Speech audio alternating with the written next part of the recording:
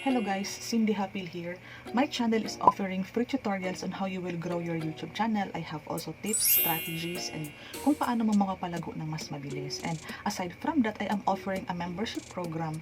Para maging member ka ng community ko, pwede ka magkaroon ng one-on-one tutorial, coaching, and mentoring para ma-share ko sa iyo ng kahit 1 hour lang imbis manood ka nung mga 50 videos na uploaded ko sa YouTube. So feel free po mag-join sa aking community. Just press po yung join na katabi ng subscribe, and please subscribe to my channel kung gusto mo pang updated ka palagi sa mga upcoming videos na i-upload ko na I am sure makakatulong ang mga ideas na sinishare ko sa YouTube channel ko, most especially sa mga small YouTuber, baguhang YouTuber na kagaya mo. So, focusing on this video, ito kasing video nito is ginawa ko as updated version about sa YouTube Partner Program ngayong 2021 kasi magdinagdag si YouTube na dapat malaman mo as a new YouTuber.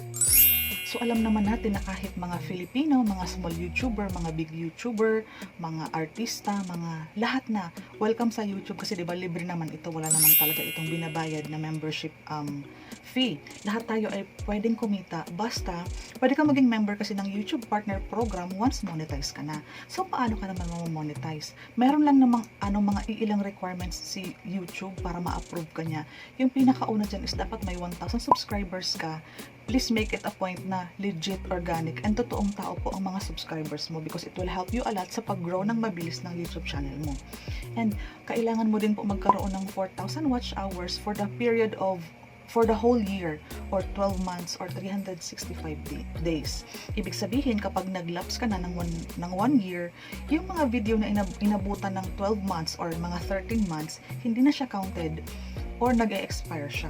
Okay po? Ganun lang siya kabilis unawain.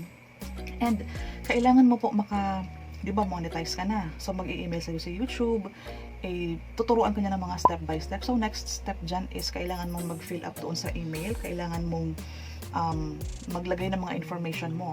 After mo maglagay ng personal information mo, please make it a point po na ilagay ang complete address mo kasi magpapadala sila ng Google AdSense pin. Ito na yung third, once you hit $10 threshold. Yung $10 threshold will give them a signal na kailangan na nilang magpadala ng Google pin doon sa address na binigay mo.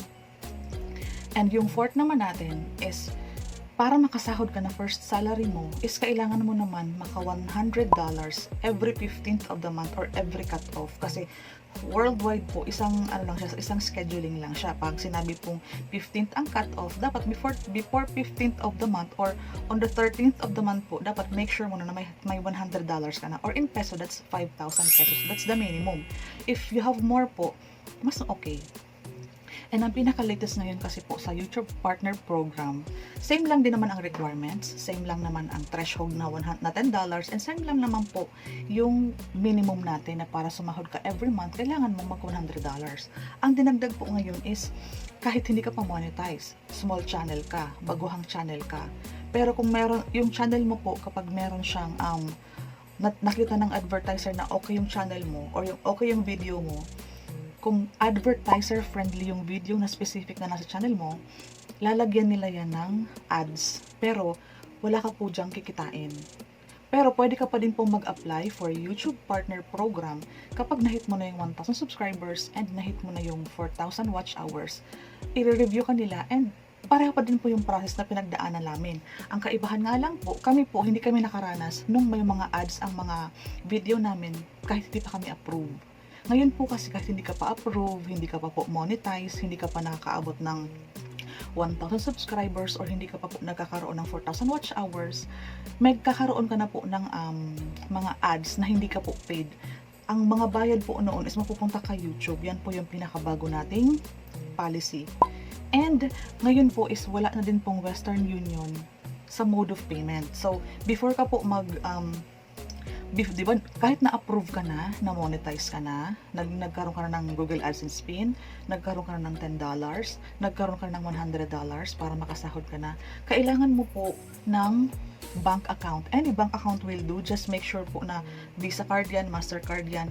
Tanungin mo po sa bangko kung alin dyan yung nakaka-receive ng padala from outside the country or international payment, papasok dyan. Kasi pinatupad na nila po na wala na pong Western Union. That's for our own safety din, para iwasan tayo ng pila sa labas, money transaction, paghawak ng pera.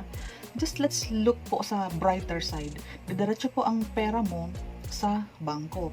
And ang good thing naman dito, kasi online transfer yan, minuto lang po yan, nandiyan na yan. Kasi mabilis lang po ang online transfer, mas mabilis ang access ng Google po, Google AdSense mo, malapapasukan siya agad ng income mo. So, ganun po. Yan pong dalawang yan ang major na pagbabago. So, as of to November 18, pinatupad yung nagkakaroon ka ng ads kahit hindi ka pa monetize. And as early as January 1st week po, wala na pong Google AdSense, wala nang Western Union na papadalhan doon sa Google AdSense natin. And kailangan natin lahat magkaroon ng bank account. So, there you have it. Yan po ang pinaka-latest na update about YouTube Partner Program for the year 2021. Please give me a like kung informative ang video ko. Please leave a comment kung may gusto kang idagdag or gusto kang i-request ng mga content na gusto mong i-upload ko. And feel free po to visit my playlist, kasi po sinagregate ko na doon ng mga topic na makakatulong sa iyo as a small YouTuber, and lahat po ng content is na-save ko na sa playlist. And please subscribe po para sa mga upcoming video na i-upload ko. At the same time, sa mga paraffle ko po is maka-join ka. Thank you and God bless. Huwag mong kalimutan bigyan ng like ang video na to, and I will really appreciate it.